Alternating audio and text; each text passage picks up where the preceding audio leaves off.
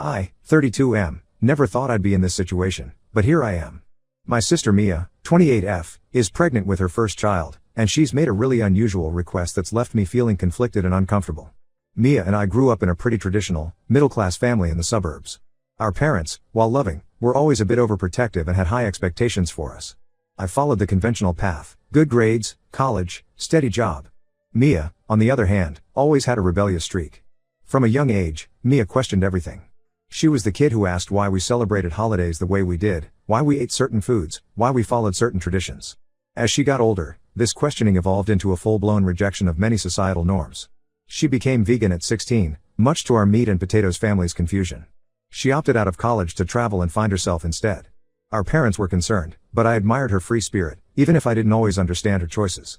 Mia met her boyfriend Craig, 30 about 3 years ago at a meditation retreat. Craig's background is similar to ours, but he too had rejected the conventional path. He works as a freelance graphic designer and is heavily into alternative medicine and Eastern philosophy. When Mia brought him home to meet the family, our parents were polite but clearly skeptical. I remember Dad pulling me aside and asking if I thought this was just a phase for Mia. Despite our parents' reservations, Mia and Craig seemed happy together. They moved in together after dating for just 6 months, renting a tiny studio apartment in the artsy part of town.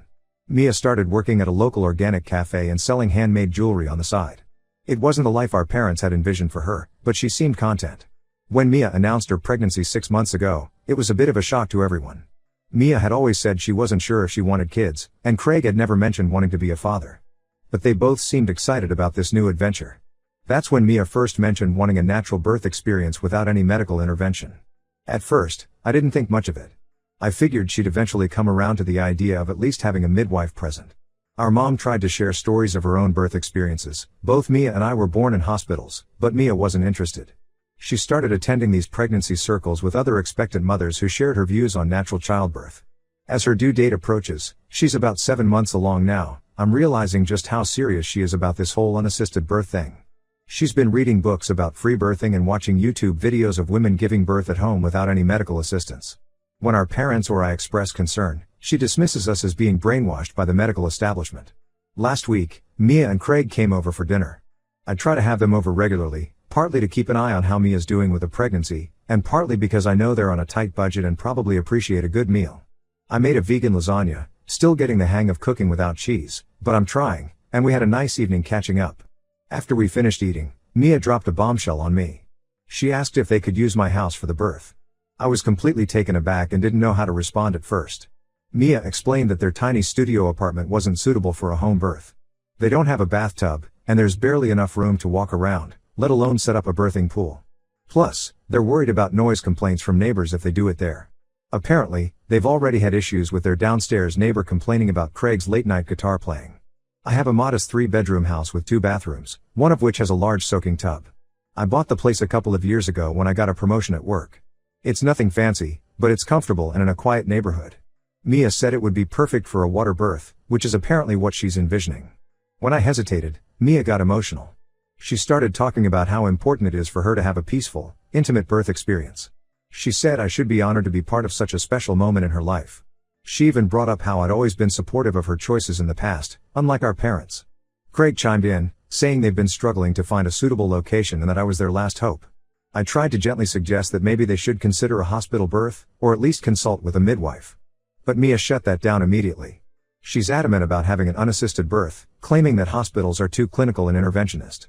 She started rattling off statistics about C-section rates and medical interventions that she'd read online. Here's where I'm really torn. I love my sister, and I want to support her. We've always been close, despite our different life paths. When our parents struggled to accept some of Mia's choices, I was often the mediator, the one who encouraged them to keep an open mind. But the idea of an unassisted home birth in my house terrifies me. Neither Mia nor Craig have any medical training. What if something goes wrong? I'm not comfortable with the potential risks or liability. I also feel weird about the logistics. Mia said I don't have to be there for the actual birth if I'm uncomfortable, but the thought of leaving them alone in my house for who knows how long doesn't sit well with me either. And what about the mess? Birth is messy, right? I'm not squeamish, but the idea of my bathtub being used for this purpose makes me a bit uneasy. When I voiced some of these concerns, Mia accused me of not supporting her choices. She said I was being selfish and prioritizing my comfort over her needs as an expectant mother. She brought up times in the past when I'd supported her unconventional decisions, like when I helped her move into her first apartment against our parents' wishes. Craig gave me a disappointed look and said he thought I'd be more understanding. To make matters worse, our mom called me the next day. Apparently, Mia had told her about my hesitation, and now mom is guilt-tripping me too. She keeps saying how wonderful it would be to have the baby born in a family home and that I should be more supportive of my sister. I think mom is just desperate to be involved in some way, since Mia has been shutting her out of most of the pregnancy process. I feel like I'm being pressured from all sides, but my gut is telling me this is a bad idea. I'm worried about safety, liability, and honestly, the whole situation just makes me incredibly uncomfortable. Part of me wonders if I'm overreacting, if I'm letting my more conventional mindset cloud my judgment. But another part of me feels like this is a step too far, that supporting Mia's choices is one thing, but potentially putting her and her baby at risk is another. I've tried reaching out to some of Mia's friends to see if they can talk sense into her, but most of them seem to share her views on natural childbirth. I even considered calling Craig's parents, but I've only met them a couple of times and I'm not sure how they'd react. So, Reddit, Ida for not wanting my sister to give birth in my house? Am I being unsupportive, or are my concerns valid? I'm really struggling with this decision and could use some outside perspective. How do I support my sister without compromising my own boundaries and concerns for her safety? Update 1. Thank you all for your responses to my original post. I've been overwhelmed by the support and advice I've received. A lot has happened since I last posted, and I wanted to give you all an update. After reading through the comments, I realized I needed to have a serious conversation with Mia. I invited her over, without Craig this time, to talk things through. I thought maybe if we could speak one-on-one, like we used to when we were kids, we might be able to find some common ground. It didn't go well. I made Mia's favorite tea, a special blend she introduced me to a few years ago, and we sat down in my living room. I tried to calmly explain my concerns about safety and liability. I even showed her some of the resources you all shared about the risks of unassisted home births. I thought maybe if she saw the information coming from neutral sources, not just from me or our parents, she might be more receptive. Mia listened at first, sipping her tea and nodding along. But as I continued, I could see her body language changing. She set down her mug and crossed her arms. When I finished speaking, she was quiet for a moment, and I thought maybe I'd gotten through to her. But then she got defensive. She accused me of not trusting her judgment and trying to control her birth experience. "You sound just like mom and dad," she said, her voice rising. "I thought you were different, I thought you understood me." She went on to say that I was betraying her by siding with the medical establishment and that I clearly didn't respect her as a woman or a mother. Things escalated when I suggested that if she was set on a home birth, she should at least consider having a certified midwife present. I thought this was a reasonable compromise, but Mia exploded. She stood up, knocking over her mug in the process. Tea spilled across my coffee table, soaking into the stack of pamphlets I'd printed out about safe home birthing practices. "I can't believe this," she shouted, tears in her eyes. "My own brother, betraying me like this. You're just like our parents, trying to control my life, my choices." She stormed out, slamming the door behind her. I was left standing there, stunned, surrounded by the mess of spilled tea and scattered papers.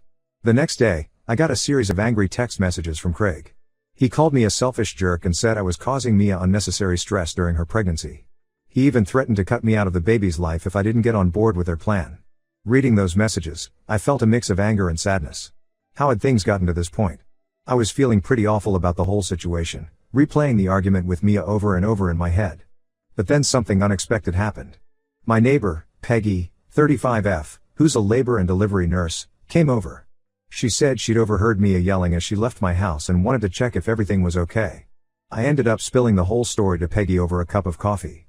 It felt good to talk to someone who wasn't directly involved in the family drama. Peggy listened patiently, then shared her professional perspective. She was horrified when she heard about Mia's plans. She shared some really sobering statistics about the risks of unassisted home births, especially for first-time mothers.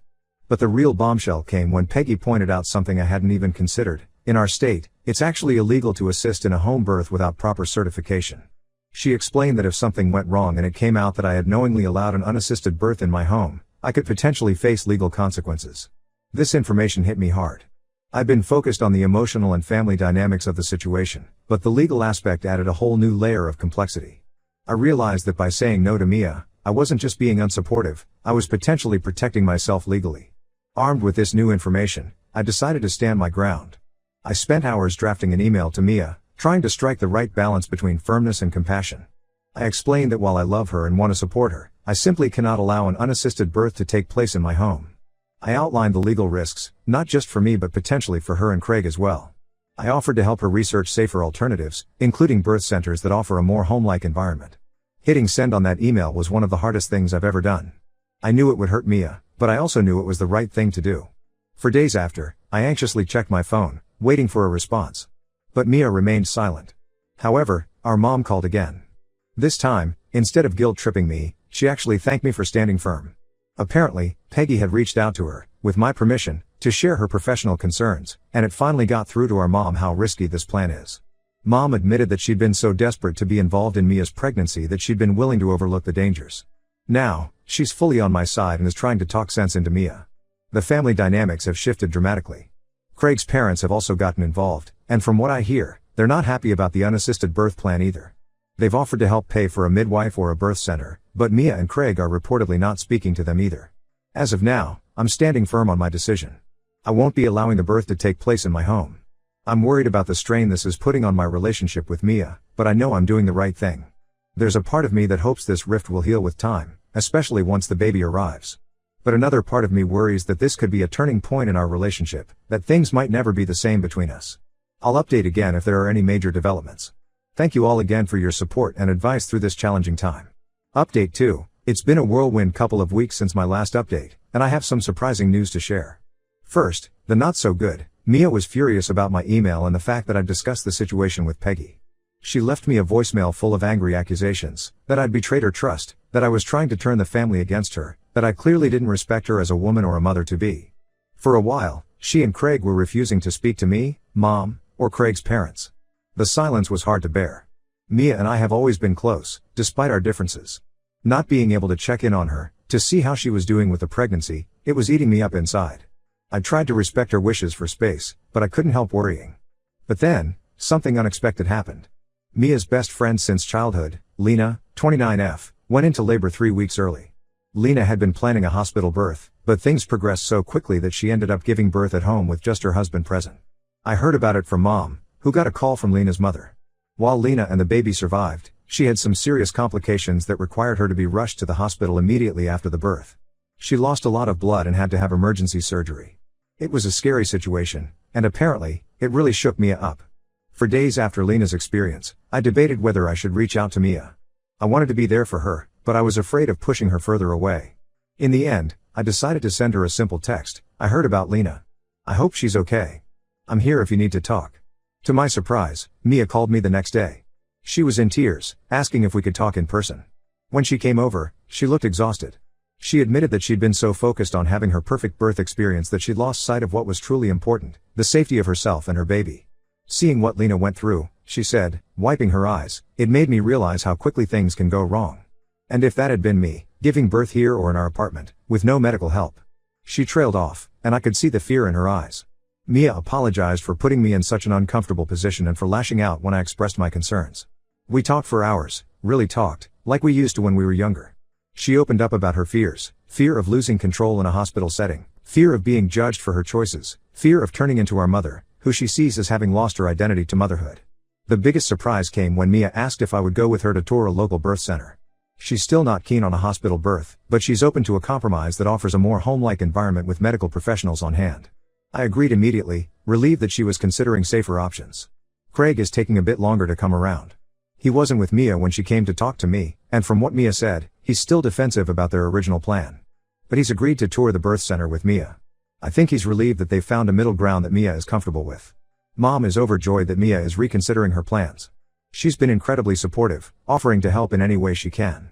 She's even started researching natural pain management techniques to suggest to Mia, trying to show that she respects Mia's desire for a more natural experience. Craig's parents have also expressed their relief and have offered to contribute financially to the birth center costs. As for me, I'm just glad that this situation is moving in a more positive direction.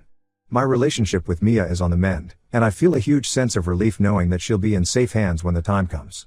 I'm going to tour the birth center with Mia next week. I'm a bit nervous, to be honest.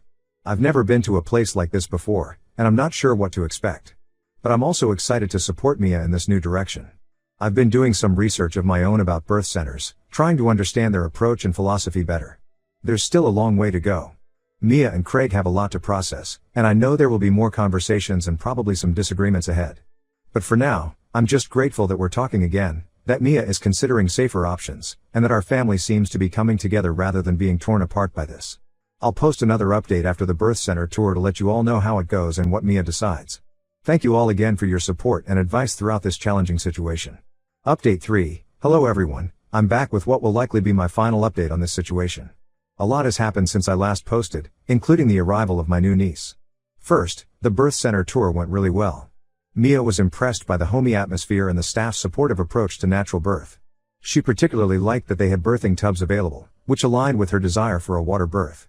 The midwives there were patient and understanding, answering all of Mia's questions without judgment. I could see Mia relaxing as we went through the tour, and by the end, she seemed much more at ease with the idea. Craig came along too, and while he was quieter, I could tell he was paying close attention to everything. He asked some good questions about their emergency procedures and transfer protocols if something were to go wrong. I think seeing the professionalism of the staff and the well-equipped facilities helped him feel more comfortable with the idea. After the tour, Mia officially decided to give birth at the center. There was a moment, as we were leaving, when Mia turned to me and said, "Thank you for pushing me to consider this. I think this is the right choice." It meant a lot to hear that from her. The weeks leading up to the birth were much calmer than I expected. Mia and I grew closer as I supported her through this change of plans. She even asked me to be present at the birth, which I was honored to accept, though I was also a bit nervous about it. Now, for the big news. 2 weeks ago, Mia went into labor. It was a long process, about 18 hours in total. I won't go into all the details, but I will say that I have a whole new level of respect for what women go through during childbirth. Seeing my sister in pain was hard, but the midwives were amazing at supporting her and helping her through it. There were some tense moments.